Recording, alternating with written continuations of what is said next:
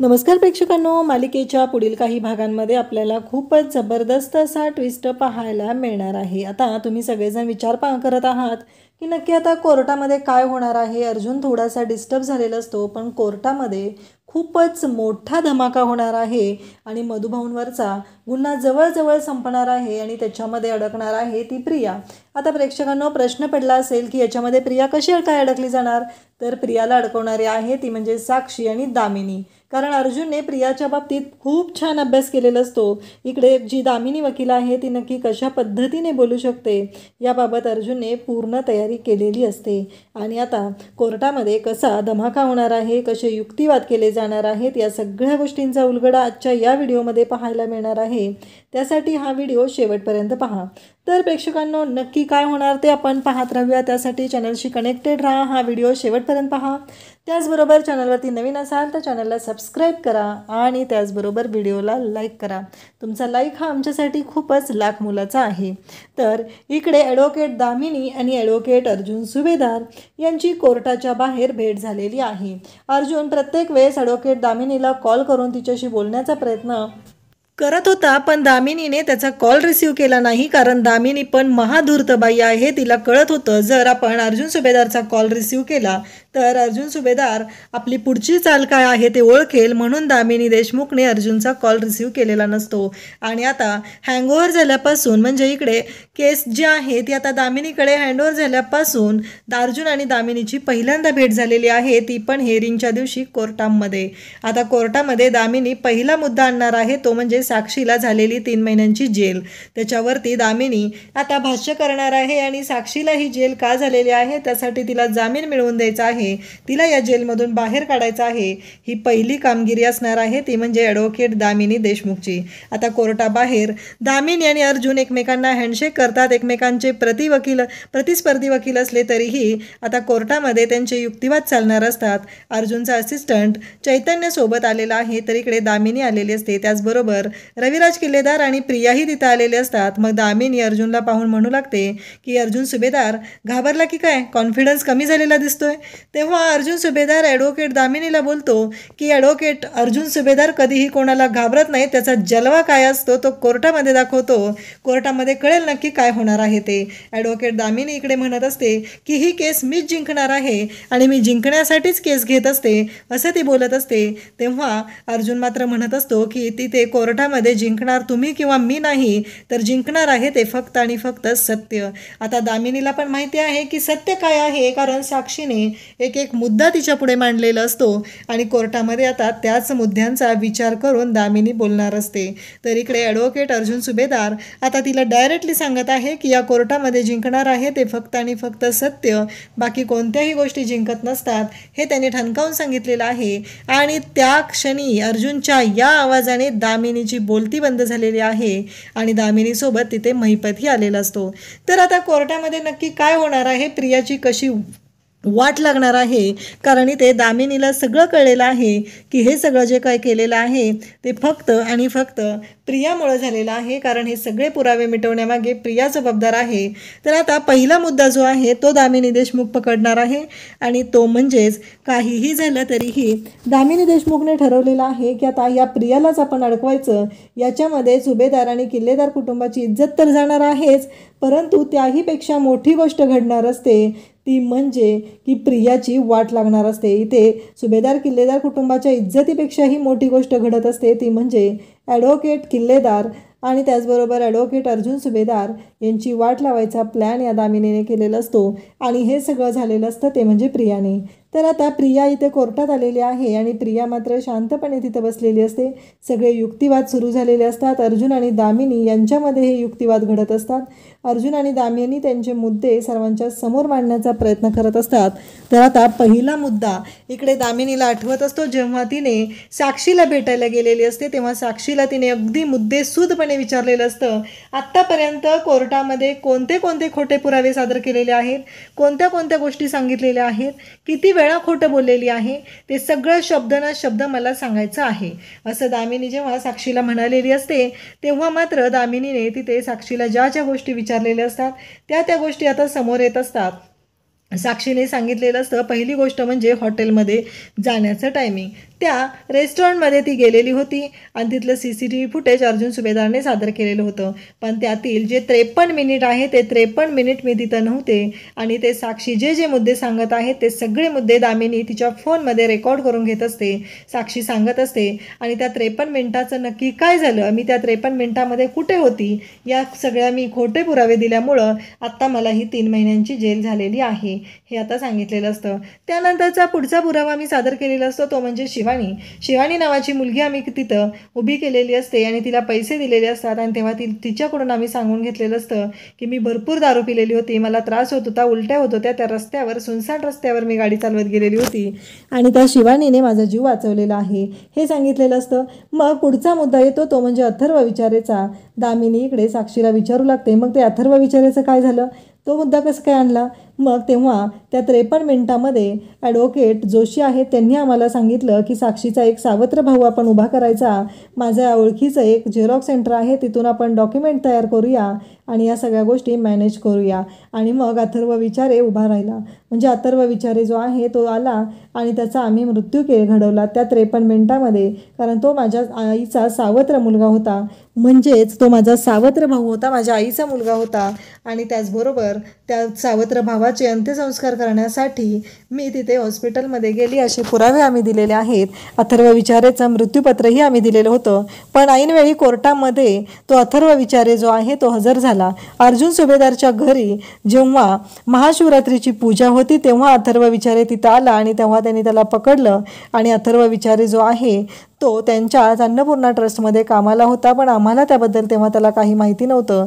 तो पळून गेलेला होता. पण मागच्या हिअरिंगला अथर्व विचारेला अर्जुनने कोर्टात आणून खूप मोठा राडा केला आणि त्यानंतर मला ही शिक्षा झालेली आहे. हे सगळं ऐकल्यानंतर आता पुढचे मुद्दे काढले जातात ते म्हणजे तिथे कोण कोण होतं, नक्की काय काय घडलेलं, तुझ्याकडून तर खून झालेला आहे हे सगळं प्रत्यक्षदर्शी पाहणारी एक व्यक्ती म्हणजे प्रिया आणि दुसरी व्यक्ती म्हणजे मधुभाऊ. पण आता इथे तुम्ही मधुभाऊंवरतीच या खुनाचा आरोप टाकलेला आहे, त्यामुळे मधुभाऊ काही साक्षीदार होऊ शकत नाहीत. त्यावेळेस इकडे ती विचारू लागते की दुसरी महत्त्वाची गोष्ट आहे ती म्हणजे की काहीही झालं तरीही आत्ता मला एक गोष्ट कळली पाहिजे ती म्हणजेच की आता तू आणि प्रिया याच्या आधी कधी भेटलेला होतात का, त्याबद्दलचे काही पुरावे. तेव्हा साक्षी म्हणते की नाही, कारण साक्षी म्हणते की त्यानंतर आम्ही भेटलेलो आहे, त्यानंतर आम्ही आश्रमामध्ये भेटलेलो होतो आणि प्रियाची भेटायला यायची ते आमच्या ऑफिसमध्ये यायची, आम्ही बाहेर भेटलेलो नाही आहे.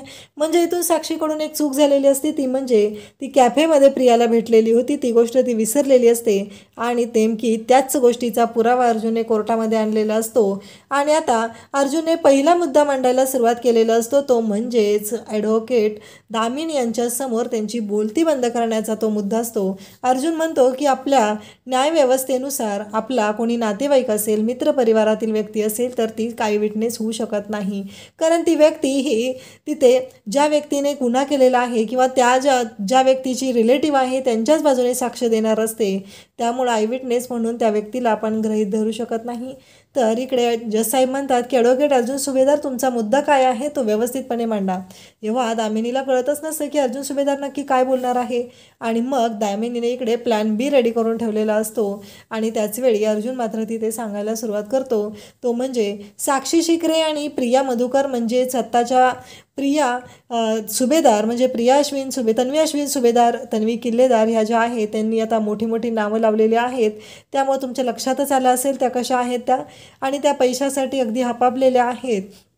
आणि त्यावेळीही त्यांनी साक्षी शिकरे यांच्याकडून पैसे घेतलेले होते आणि त्याचे माझ्याकडे पुरावे आहेत. तेव्हा दामिनी म्हणत असे कसं शक्य आहे, साक्षी तर मला बोललेली की ती त्यांच्याच ऑफिसमध्ये भेटायला यायची किंवा घरी भेटायला यायची, मग अर्जुन सुभेदारच्या हाती कोणते पुरावे लागलेले आहेत आणि त्यामध्येही पैसे दिलेले आहेत, हा प्रश्न दामिनीला पडलेला असतो. तेव्हा मात्र अर्जुन सगळ्यांच्या समोर ते CCTV फुटेज दाखवतो ज्यामध्ये SK रोडवरील कॅफेमध्ये प्रिया आणि साक्षी एकत्र भेटलेल्या होत्या आणि त्या भेटीमध्ये साक्षीने बरेचसे पैसे प्रियाला दिलेले होते. तेव्हा मात्र अर्जुन म्हणतो की कसं आहे जज साहेब, आता मी कोर्टाच्या समोर CCTV फुटेज ठेवलेला आहे, कारण मला माहिती आहे की कोर्टासमोर जेव्हा मी मुद्दे मांडेल त्या प्रत्येक गोष्टीला पुरावा हवा आहे आणि जर मी तो पुरावा दिला नाही तर मी मांडलेला मुद्दा हा खोटा ठरू शकतो, गैर ठरू शकतो, असं अर्जुन बोलत असतो. आणि मग अर्जुनने आता सगळ्यांच्या समोर ते CCTV फुटेज लावलेलं असतं, ज्या CCTV फुटेजमध्ये स्पष्ट दिसत असतं की साक्षी ही प्रियाला पैसे देत आहे आणि पैसे देताना तिला चांगलंच तिथं पकडलं गेलेलं असतं. आणि त्यासोबतच तेव्हा मात्र आता दामिनीला धक्का बसतो. दामिनीला राग येतो की या साक्षीने ही गोष्ट कशी काय विसरली, तिला मी सांगितलेलं होतं प्रत्येक गोष्ट अगदी मुद्देसूद आठवण मला सांगायची आहे. तेव्हा मात्र आता दामिनीच्या शिट्ट्या वाजलेल्या असतात आणि इकडे दामिनी आता पुढचा प्लॅन रेडी करते, कारण काही झालं तरी या केसमध्ये आता प्रियाला अडकवायचं आहे. अर्जुनने जर प्रिया ही आयविटनेसच होऊ शकत नाही हा मुद्दा कोर्टाच्या समोर आणलेला आहे, तर दामिनी मात्र पुढचा मुद्दा मांडू लागते की मला साक्षी शिकरे यांना काही प्रश्न विचारायचे आहेत.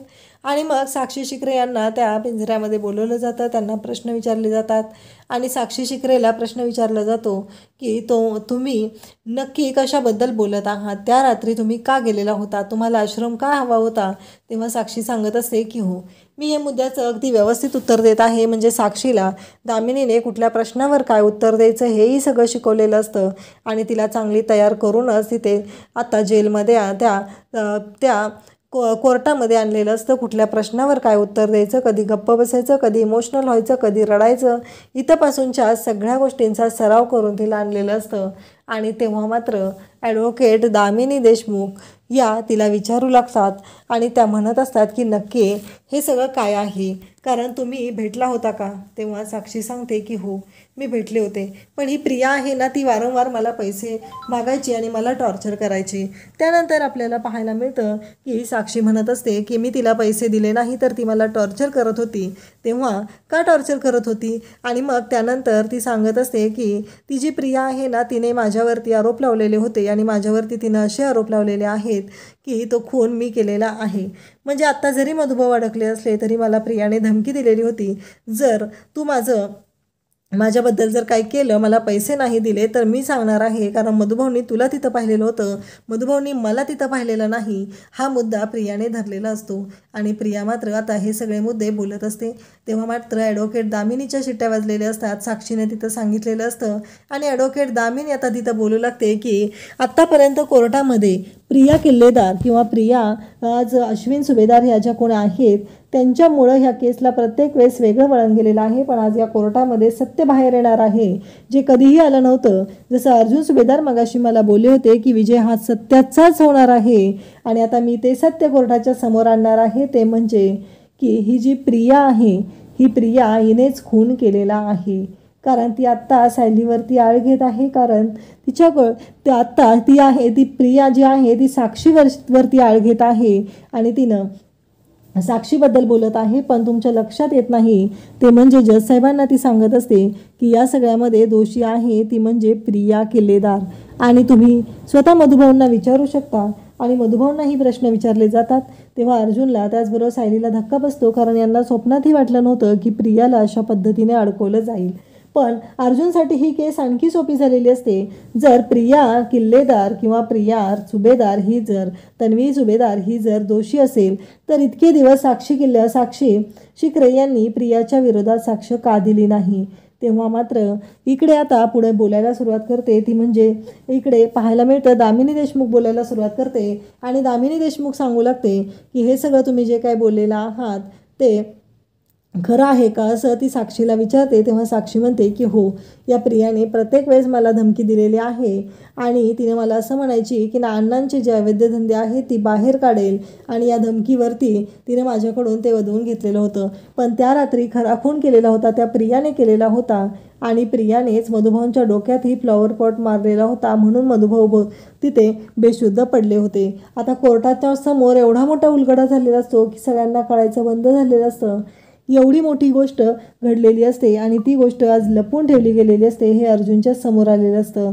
आणि तेव्हा मात्र इकडे आता दामिनी सांगत असते की इथे जर प्रिया सुभेदार किंवा तन्वी सुभेदार दोषी आहे तर प्रत्येक वेळेस साक्षी शिकरेवरती अन्याय का, कारण मी त्या विरोधातले पुरावे कोर्टाच्या समोर देणार आहे. आणि असं म्हणत आता इकडे दामिनी देशमुख यांनी वाट लावलेली आहे, ती म्हणजे प्रिया जी आहे ती प्रत्येक वेळेस मदत करायला जात असते, पण तिची लायकी ही चाराण्याची पण तिथं ठेवलेली नसते, तिची वाट लावलेली असते. आता अर्जुन पुढचे मुद्दे कसे मांडणार आणि प्रियाला जेलमध्ये फरफटत कसं नेणार ते आपल्याला पुढे पाहायला मिळणार आहे. अशाच अपडेटसाठी चॅनलशी सबस्क्राईब करा. थँक्यू.